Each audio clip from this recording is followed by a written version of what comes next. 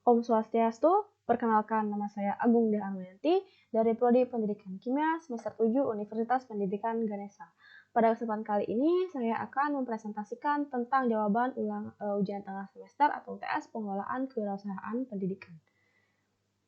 Terdapat 10 soal, yaitu yang pertama perencanaan usaha, yang kedua memilih ide usaha, ketiga analisis situasi pasar, keempat wirausaha pendidikan, kelima syarat rencana mendirikan usaha pendidikan, yang keenam, mengelola usaha bimbel. 7, ide bisnis TK dan juga SD. Yang ke-8, syarat mendirikan PAUD. Ke-9, langkah membangun bimbel online. Dan yang ke-10, langkah mendirikan SD. Langsung saja kita mulai ke soal nomor 1, yaitu tentang perencanaan usaha. Itu yang pertama, yaitu pengertian perencanaan usaha. Perencanaan usaha berasal dari kata rencana atau plan, yang berarti peranan manajemen yang terkait dengan penyeleksian visi dan misi serta tujuan, strategi, kebijakan, prosedur, aturan, program, dan juga anggaran.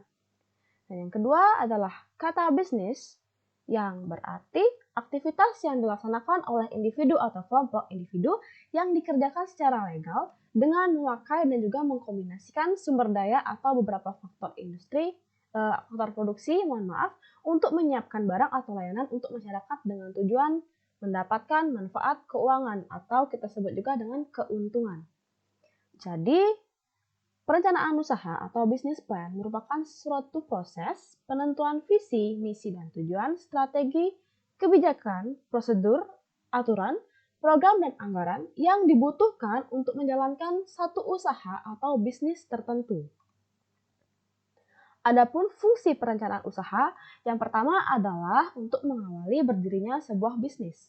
Seperti yang kita tahu, namanya juga rencana, jadi kita sebelum memulai bisnis itu sudah harus membangun perencanaan. Kenapa kita sebut sebagai awal berdirinya sebuah bisnis? Karena suatu bisnis yang tanpa direncanakan dengan matang itu dapat berakibat fatal. Karena kita bisa tidak tahu tujuan utama kita memulai bisnis itu apa dan bagaimana cara kita bisa memperoleh keuntungan, yaitu langkah-langkah dan juga manajemennya. Jadi kita harus paling pertama itu kita harus merencanakan usaha yang akan kita dirikan. Selanjutnya, untuk menentukan prioritas usaha. Usaha yang kita dirikan itu wajib menentukan skala prioritas usaha. Tujuannya agar keuangan yang kita miliki itu dapat digunakan seefektif mungkin dan juga tepat sasaran. Misalnya kita membangun sekolah, untuk skala prioritas kita itu yang pertama itu yang primer kita harus bisa membiayai bagaimana keberlangsungan sekolah, yaitu misalnya biaya pengadaan dan juga pemeliharaan gedung itu sarana atau prasarana. Itu kita harus sisihkan untuk skala prioritas. Misalnya untuk yang sekunder itu pengadaan barang yang tidak terlalu perlu, dan tersier itu misalnya penataan kebun. Nah, itu misalnya. Jadi kita harus bisa menentukan prioritas usaha. Nah, prioritas usaha ini kita rencanakan pada perencanaan usaha. Yang ketiga, fungsinya adalah untuk mencari sumber dana atau investor. Nah, perencanaan usaha itu biasanya tercantum dalam bisnis plan atau dalam suatu proposal usaha. Nah, suatu proposal usaha atau bisnis plan yang menarik itu tentu dapat mengakibatkan suatu investor itu tertarik untuk membiayai usaha yang akan kita buka. Apabila perencanaan usahanya itu tidak matang atau tidak jelas, maka investor itu pasti akan ragu-ragu untuk menanamkan modal pada usaha kita. Selanjutnya, masih pada fungsi perencanaan, yaitu yang keempat, meminimalisir resiko kegagalan. Seperti yang sudah saya sebutkan tadi, perencanaan yang tidak jelas atau tidak ada perencanaan usaha tentu dapat berakibat fatal bagi usaha kita. Nah, apabila kita tidak memiliki perencanaan usaha yang matang, usaha kita itu bisa gulung tikar di tengah jalan karena memang perencanaannya tidak jelas atau tidak sesuai dengan target. Nah, dengan merencanakan usaha secara matang, tentu saja kegagalan tersebut dapat diminimalisir. Dan selanjutnya yang kelima, yaitu memperkirakan masa yang akan datang. Nah, apabila kita merencanakan suatu usaha itu pasti kita melakukan analisis dulu, analisis pesaing. Nah, apabila kita sudah melakukan analisis, kita tahu apa usaha yang akan kita buat dan bagaimana perkembangannya, sehingga kita dapat memperkirakan nasib dari usaha kita di masa yang akan datang. Yang keenam, fungsinya adalah untuk menaikkan level bisnis. Nah, tentunya dengan perencanaan usaha yang menarik dan proposal yang sangat baik, tentunya ini dapat seperti tadi menarik investor. Nah, semakin baik perencanaan usahanya, maka usaha tersebut tentunya levelnya juga dilihat semakin baik oleh investor atau oleh orang lain. Selanjutnya, ada manfaat perencanaan usaha. Di sini ada 4. Yang pertama, pekerjaan atau rutinitas bisa dilaksanakan dengan teratur dan dengan arah yang jelas. Seperti tadi sudah saya sebutkan, untuk terarah supaya jelas. Yang kedua, menghindari pekerjaan atau rutinitas yang tidak produktif dan pemakaian sumber daya yang lebih efektif. Manfaat yang ketiga, menyediakan alat evaluasi untuk tentukan keberhasilan usaha. Dan yang keempat, yaitu dapat menyediakan landasan untuk pengawasan dan usaha perbaikan. Nah, ini artinya perencanaan usaha itu dipakai untuk menjamin jika tujuan yang sudah diputuskan itu tercapai. Selanjutnya ada karakteristik perencanaan usaha. Yang pertama, fokus. Karakteristik ini berarti usaha kita ini apabila kita merencanakan tuh harus fokus pada satu titik, apa yang ingin kita capai dan apa yang ingin kita bangun. Selanjutnya rasional dan faktual. Nah, rasional ini pasti dapat diterima oleh akal sehat. Kita membuat perencanaan usaha itu pasti kita memikirkan secara dengan logika dan juga dengan hati-hati. Nah, faktual ini sesuai dengan fakta di lapangan. Nah, misalnya kita melakukan analisis pasar supaya untuk membangun suatu bisnis, tentunya kita menggunakan data-data yang faktual dan terpercaya supaya bisnis yang akan kita rencanakan atau yang ingin kita bangun itu tidak melenceng dari kenyataan di lapangan yang ada. Selanjutnya berkesinambungan dan estimasi. Nah, berkesinambungan ini artinya itu dapat digunakan secara terus-menerus atau secara sinambung. Untuk selanjutnya, preparasi dan fleksibel. Nah, preparasi ini artinya persiapan. Perencanaan usaha ini tentu digunakan sebagai persiapan dalam usaha ya. Kita harus merencanakannya terlebih dahulu. Nah, untuk fleksibel ini artinya luas. Perencanaan usaha itu tidak harus paten sekali. Kita bisa fleksibel dalam merencanakan usaha. Nah, untuk selanjutnya itu ada operasional. Nah, operasional. Untuk selanjutnya ada ruang lingkup. Nah, ruang lingkup yang pertama ada produk dan jasa yang diberikan perusahaan. Yang kedua, kondisi pasar dan strategi pemasaran. Ketiga, kondisi persaingan. 4, kondisi harga. Kelima, kondisi promosi dan iklan. Yang keenam, strategi manajemen dan kondisi manajemen. Yang ketujuh, strategi keuangan dan kondisi keuangan.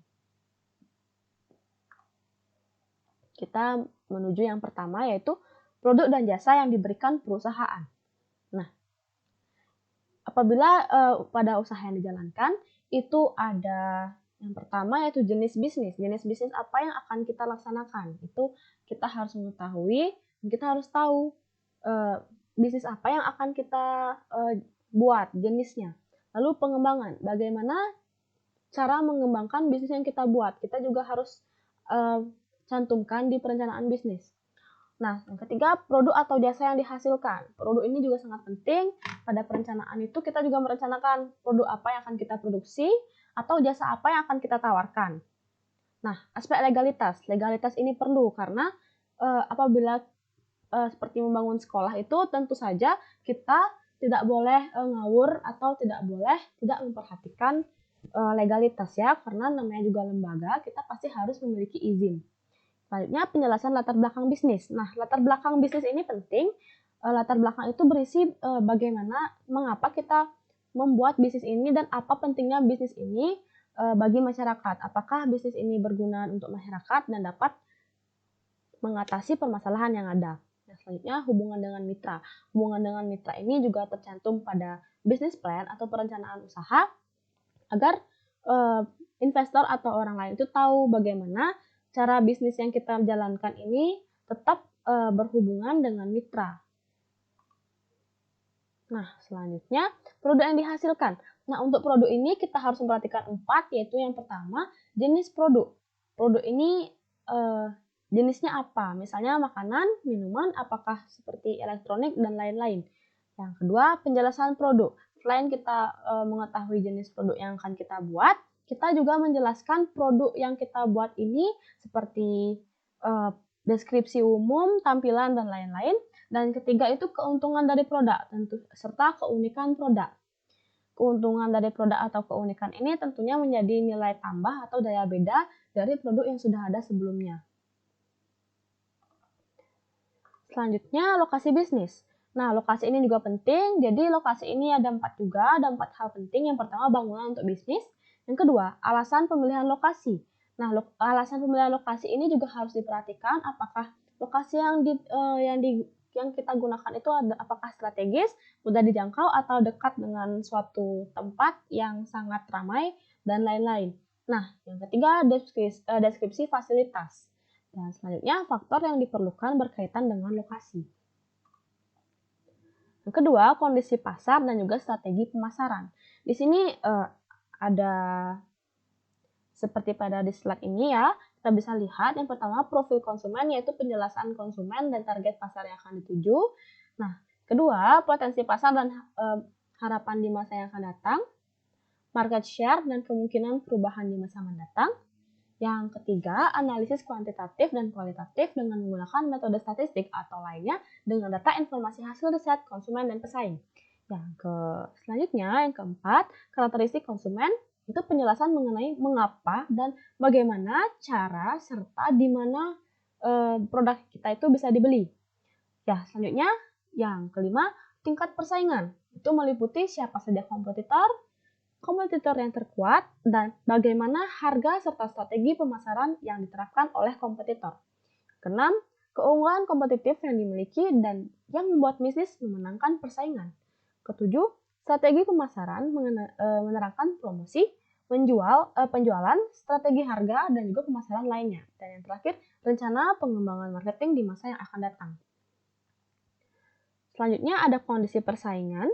Di sini yang pertama yaitu ada menyebutkan paling tidak 3 pesaing terdekat ya. Kita menyebutkan pesaing yang ada di sekitar kita yang paling dekat. Yang kedua, kondisi bisnis pesaing. Kita juga harus mengetahui kondisi bisnis dari pesaing. Yang ketiga, memetik pengalaman dari kegiatan operasional dari bisnis pesaing. Yang keempat, faktor yang menjadi kekuatan dan kelemahan pesaing. Dan yang kelima, perbedaan produk dengan produk yang dihasilkan pesaing. Selanjutnya, ruang lingkup kondisi harga. Yang pertama, harga dibuat berdasarkan berapa banyak biaya yang dikeluarkan. Yang kedua, harga yang dibuat ditetapkan di bawah harga yang ditawarkan pesaing. Ketiga, harga yang ditetapkan dapat bervariasi dan bisa berada di atas harga yang dihasilkan pesaing. Yang keempat, harga diperinci berdasarkan pelayanan, misalnya perbaikan dari komponen bisnis, biaya material, tenaga kerja, overhead pabrik, dan juga lainnya. Yang selanjutnya, kondisi promosi dan iklan. Kegiatan promosi juga perlu direncanakan dengan baik, misalnya dengan iklan yang menerangkan produk yang ditawarkan mencakup harga, spesifikasi dari produk, dan juga di mana kita dapat memperoleh produk tersebut. Selanjutnya ada strategi manajemen dan kondisi manajemen, yaitu selanjutnya itu ada daftar riwayat hidup dari manajer senior, struktur organisasi, penjelasan sistem penggajian, bonus, dan juga tunjangan, strategi yang akan dilakukan manajemen untuk mengelola bisnis, serta target yang akan dicapai. Selanjutnya, penjelasan mengenai keahlian dan total kerja, dan juga ada penjelasan mengenai kelemahan manajemen dan juga cara mengatasinya. Selanjutnya, yang ketujuh, penjelasan mengenai kekuatan yang diperlukan untuk memperoleh peluang dan juga mengatasi tantangan. 8. Alokasi pekerjaan yang sudah ditentukan atau tidak. Untuk selanjutnya, penjelasan mengenai bentuk bantuan apa yang diperlukan. Dan yang terakhir, penjelasan mengenai peningkatan produktivitas bisnis oleh karyawan dengan cara bentuk insentif. Ada juga strategi keuangan dan juga kondisi keuangan. Di sini ada 7. Yang pertama, berapa modal yang dimiliki. Selanjutnya, berapa besar dana yang kita butuhkan. Berapa besar biaya operasionalnya. Sistem akuntansi apa yang akan digunakan. Berapa besar penjualannya ingin dicapai. Berapa profit yang diinginkan untuk masa depan. Dan sebagainya untuk mempertajam analisis keuangan. Nah, selanjutnya kita masuk ke sistematika perencanaan usaha. Tentu yang pertama ada cover atau halaman muka, ada executive summary, marketing plan, production plan, financial projection, dan juga ada business plan conclusion. Nah, cover itu merupakan judul atau memuat judul yang bernilai jual. Jadi tentu saja cover atau halaman muka dari perencanaan bisnis ini harus menarik ya, harus bernilai jual. Nah, selanjutnya executive summary itu di dalamnya ada ringkasan utama tentang identitas bisnis. Marketing plan itu ada analisa pemasaran itu 7P atau price, product, people, place, dan lain-lain. Production plan itu mencakup prosedur dari awal hingga pemasaran ya, hingga akhir. Financial projection itu ada membahas tentang pembahasan keuangan. Business plan conclusion itu mencakup kesimpulan yang ada alasan bisnis dan juga kenapa bisnis tersebut pantas dijalankan. Selanjutnya, yang kedua itu pemilihan ide perencanaan usaha. Nah, jadi yang pertama kita harus memperhatikan passion atau apa yang kita suka. Ide usaha itu bisa datang dari diri kita, yaitu kita menilai diri kita sendiri apa yang kita suka, apa yang kita senangi. Nah, ide usaha itu bisa datang dari sana ya, apa yang kita sukai. Misalnya kita suka memelihara ikan karena kita hobi, jadi kita bisa menggunakan kesukaan kita atau hobi kita tersebut menjadi suatu ide usaha. Skill, yang kedua adalah skill atau kemampuan. Misalnya kita adalah seorang sarjana pendidikan. Nah, dengan skill tersebut, dengan kompetisi pendidikan, kita bisa membangun usaha di bidang pendidikan, misalnya bimbel. Nah, selanjutnya ada tren. Kita harus mempertimbangkan tren juga. Nah, misalnya seperti sekarang itu apa yang sedang booming, apa yang sedang terkenal, itu kita bisa jadikan ide untuk melakukan usaha, tapi perlu diingat di sini, di tren ini tentu saja ada resikonya. Apabila tren tersebut sudah selesai, maka usaha tersebut juga akan terancam mulai meredup. Jadi apabila ingin memilih ide rencana usaha menggunakan tren atau yang sedang booming, itu kuncinya harus bisa selalu ada pembaruan di setiap masanya, tidak berjalan di tempat. Nah, selanjutnya ada benefits, yaitu keuntungan. Jadi jadi kita bisa melihat keuntungan apa yang akan diperoleh masyarakat atau apa yang sangat dibutuhkan masyarakat saat ini. Itu kita bisa jadikan ide usaha. Nah, selain itu kita ada langkah-langkahnya atau memilihnya, yaitu yang pertama, menganalisis produk atau jasa yang akan kita jadikan usaha. Yang kedua, menganalisis modal usaha. Yang ketiga, merencanakan tampilan atau kemasan.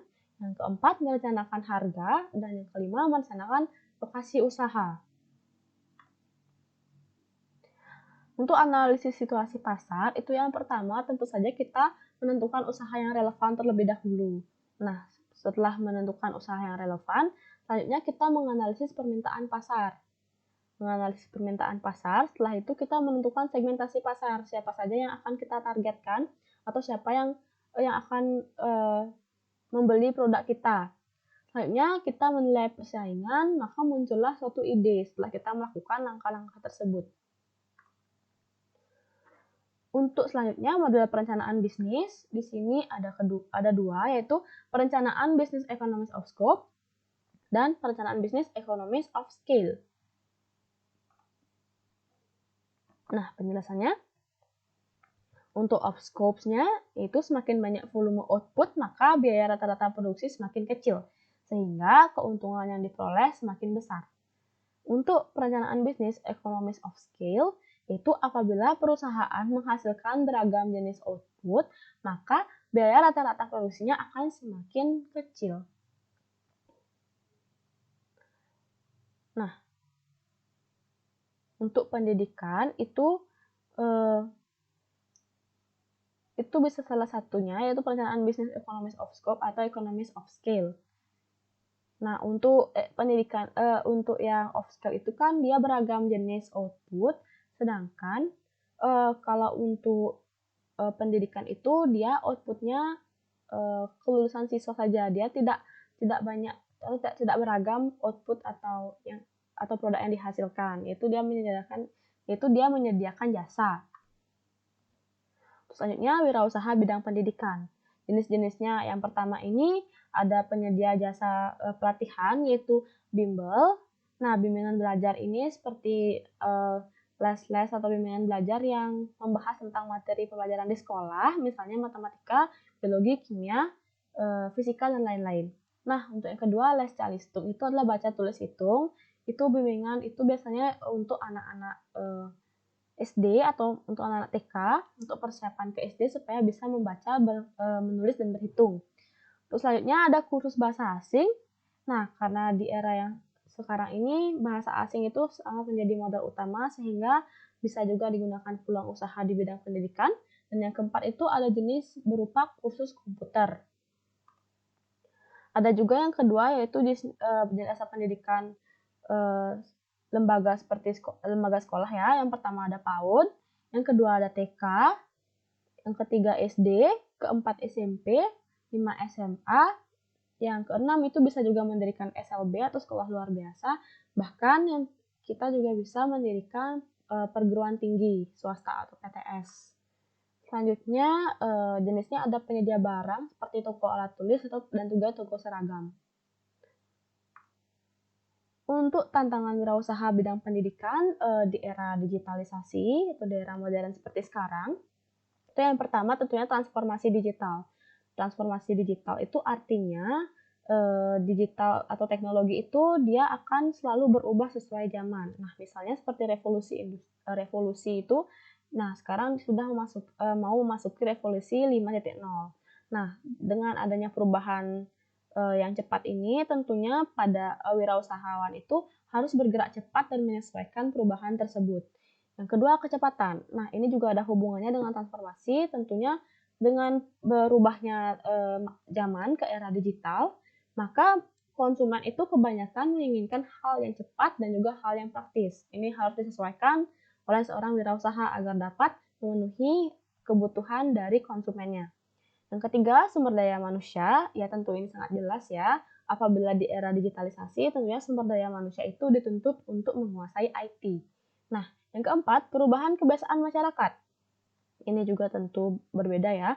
Apabila dulu itu banyak bimbingan-bimbingan belajar itu dia harus pergi ke suatu tempat atau bimbingan belajar konvensional. Namun di era digitalisasi, bimbingan belajar itu sudah banyak yang online. Jadi di rumah saja sudah bisa melaksanakan bimbingan belajar. Nah, tentu sebagai seorang wirausaha bidang pendidikan, kita harus bisa menyesuaikan dengan perubahan kebiasaan masyarakat ini. Selanjutnya ada persaingan tinggi. Ini karena sudah era digitalisasi, maka wirausahawan itu pasti berlomba-lomba untuk merubah pola bisnisnya mengikuti perkembangan zaman. Nah, wirausahawan yang berlomba-lomba inilah yang mengakibatkan tingginya persaingan. Nah, selanjutnya kehilangan sosok pemimpin. Kenapa kehilangan sosok pemimpin? Karena apabila kita menjalankan bisnis itu full digital atau full online, maka kita akan susah mencari sosok pemimpin seperti pada sekolah atau pada usaha yang konvensional ya, karena kalau usaha konvensional itu kita bisa bertemu langsung dengan pemimpin atau bersama dengan orang lain. Namun kalau misalnya digital itu kita tentu saja kita bisa bekerja sendiri-sendiri. Seperti itu. Untuk selanjutnya, syarat rencana mendirikan usaha pendidikan. Yang pertama itu kita harus mengetahui jenis dan bentuk usaha yang kita ingin dirikan. Yang kedua, kita harus mempersiapkan modal serta sumber daya yang tepat. Ketiga, kita harus mengurus dokumen serta perizinan pendirian usaha. Dan yang keempat, kita harus memperkuat networking dan juga branding. Nah, selanjutnya pada soal nomor 6 ya, pengelolaan usaha bimbel atau bimbingan belajar. Di sini ada business model canvas. Oke, jadi pada customer segment. Jadi customer segment di sini pelanggannya yang ditargetkan adalah pelajar yang ingin mendalami materi sekolah dan persiapan untuk masuk perguruan tinggi. Selanjutnya, customer relationship, bagaimana cara bisnis berhubungan dengan pelanggan. Jadi yang pertama, pelaporan hasil bimbingan kepada orang tua. Yang kedua, menyediakan platform berupa grup WhatsApp atau Telegram sebagai sarana komunikasi.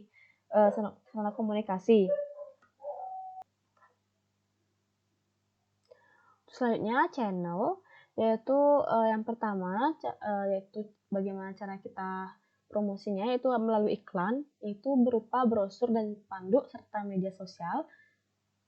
Dan kedua itu diskon. Nah, mohon maaf yang ketiga itu sebenarnya sudah mencakup pada iklan ya. Nah, berikutnya value proposition itu yang pertama pengajar interaktif dan profesional. Yang kedua, pembahasan materi lengkap dan mudah dipahami.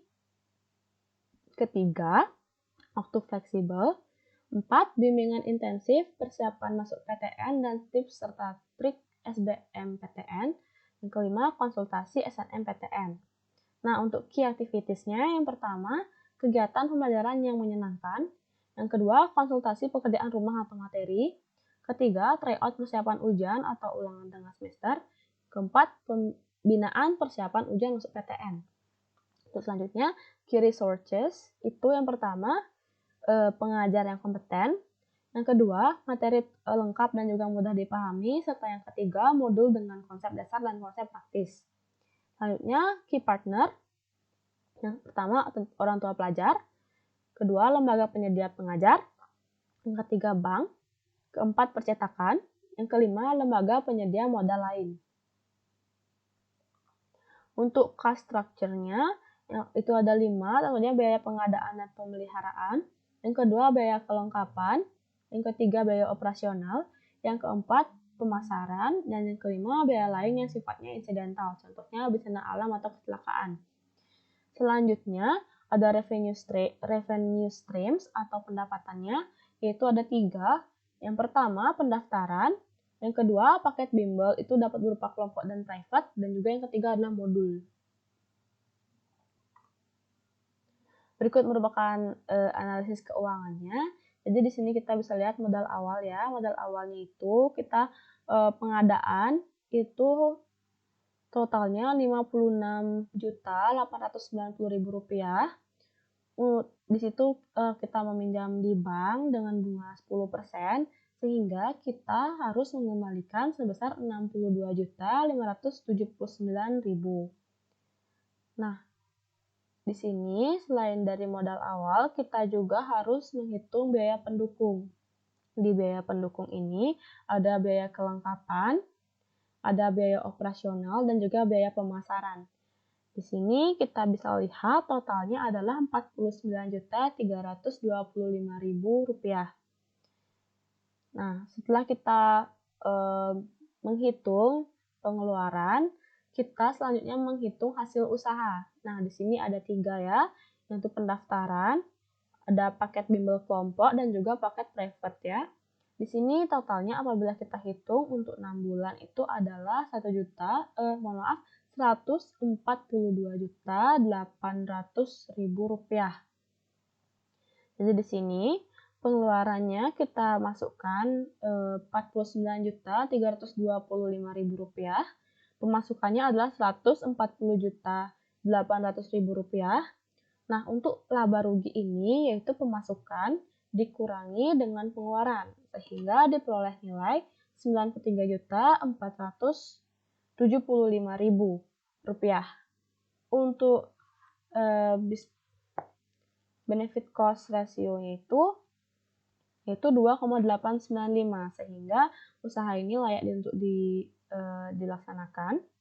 Nah, untuk ROI, Return of Investment, itu dia memperoleh nilai 189,51%, sehingga ini melebihi 100% ya.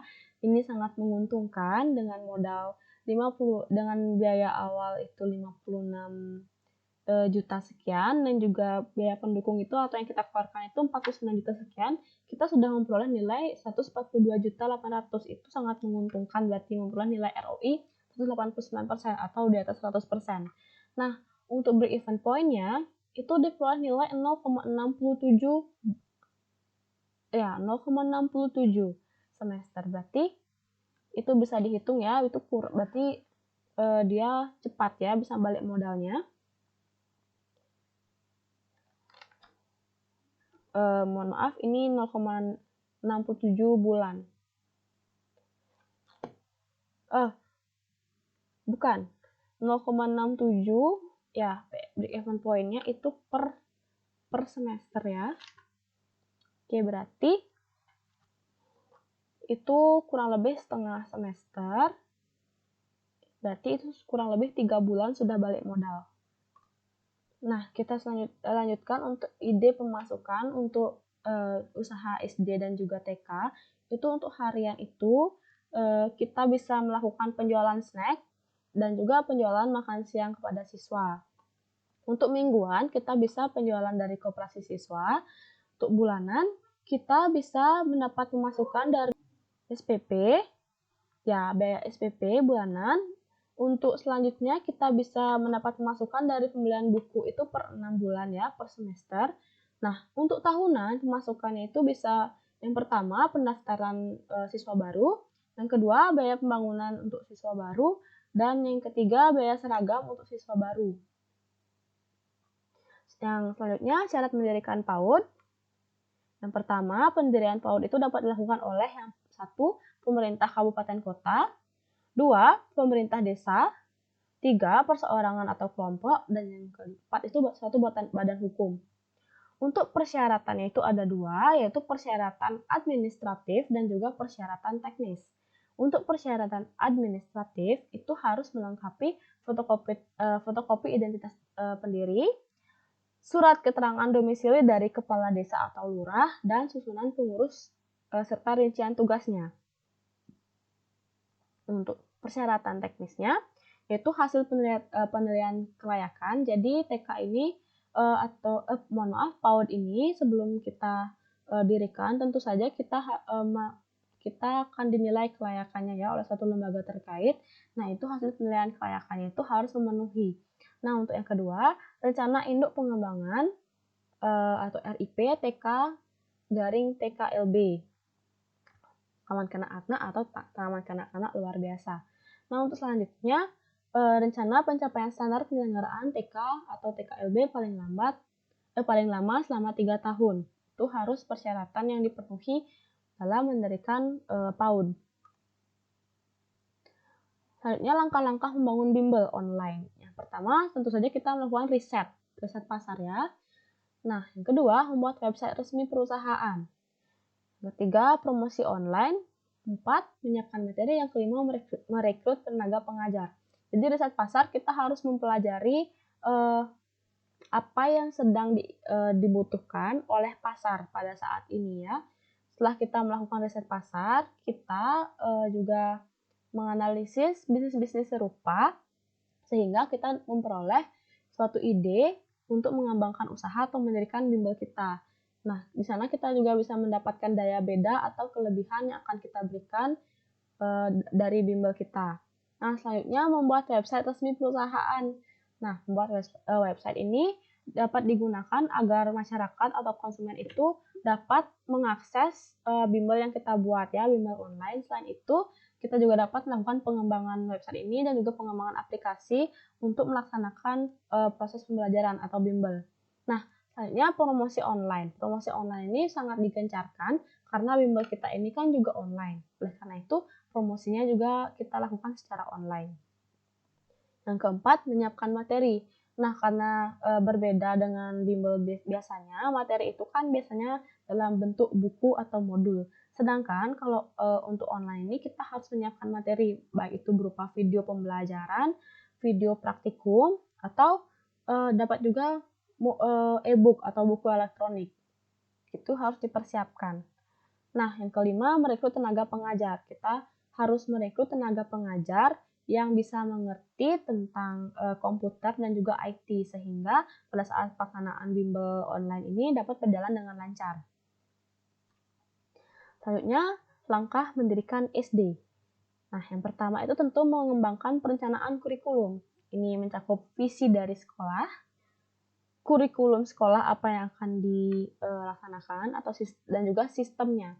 Nah, perlu juga dipertimbangkan apakah kita ini akan mengembangkan kurikulum yaitu seperti sekolah yang berbasis religius atau agama atau sekolah swasta pada umumnya. Itu perlu dipertimbangkan.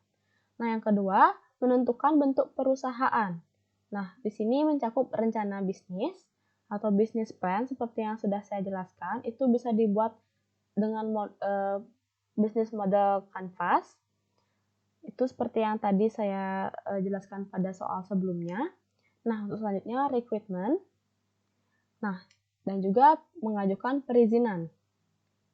Setelah kita mengajukan perizinan dan sudah melaksanakan penentuan bentuk perusahaan, selanjutnya kita bisa membuka sekolah.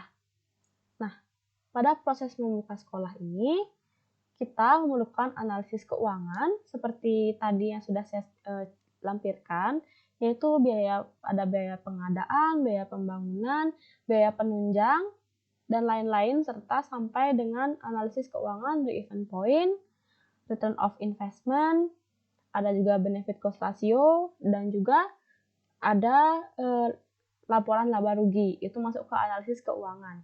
Selanjutnya ada mengembangkan fasilitas sekolah. Nah, setelah kita membuka sekolah, tentunya kita harus memperhatikan juga fasilitas sekolah yang akan kita tawarkan. Selanjutnya, kita melaksanakan rekrutmen administrator dan juga merekrut tenaga pengajar. Nah, setelah kita memiliki tenaga pengajar dan juga admin, kita melaksanakan pemasaran atau promosi. Jadi sekolah yang sudah kita buka, yang sudah siap dengan kurikulumnya, dengan bentuk perusahaan perizinannya, rencana bisnis, serta sudah fasilitas dan juga tenaga di sekolah itu sudah lengkap, kita selanjutnya melakukan langkah pemasaran. Setelah itu baru kita melaksanakan pembukaan pendaftaran untuk siswa. Baik, sekian presentasi dari saya. Semoga bermanfaat. Saya tutup dengan terima kasih.